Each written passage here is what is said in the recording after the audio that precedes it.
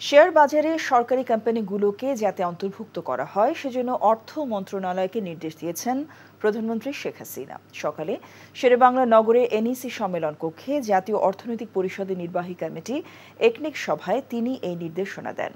একনেক সভার সভাপতিত্ব করেন একনেক চেয়ারপারসন ও প্রধানমন্ত্রী শেখ হাসিনা। সভায় ৫,৫৬৩ কোটি ৬৮ লাখ টাকা ব্যয়ে ১০টি প্রকল্পের অনুমোদন দেয় একনেক, যার মধ্যে সরকারি অর্থায়নে ৫,২০৩ কোটি ২১ লাখ টাকা এবং বৈদেশিক উৎস হতে আসবে ৩৬০ কোটি ৪৭ লাখ টাকা। নদীতে ব্রিজ নির্মাণের ক্ষেত্রে উচ্চতা ও স্রোতে বাধাগ্রস্ত না হয় তা বিবেচনায় নেওয়ার নির্দেশ দেন প্রধানমন্ত্রী।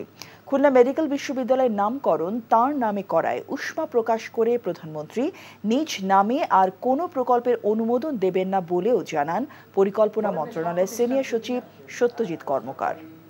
প্রতিষ্ঠানকে শেয়ার বাজারে, সরকারি কোম্পানিকে শেয়ার বাজারে নিয়ে মাননীয় প্রধানমন্ত্রী বলেছেন শেয়ার বাজারে সরকারি প্রতিষ্ঠান কোম্পানিগুলি যেন অন্তর্ভুক্ত হওয়ার বিষয়ে অর্থ বিভাগ একটা কার্যকর উদ্যোগ নেয়। সেইটা অর্থ বিভাগকে অর্থ সচিব মহোদয়কে দায়িত্ব দিয়েছেন। এগুলি উনি যাচাই বাছাই করবেন, কারা কারা আসতে পারে, কারা কারা কোন কোন প্রতিষ্ঠান শেয়ার বাজারের অন্তর্ভুক্ত হতে পারে। এটা বিবেচনা করে হয়তো অর্থ বিভাগ মাননীয় প্রধানমন্ত্রীর কাছে কোনো প্রস্তাব দিবেন।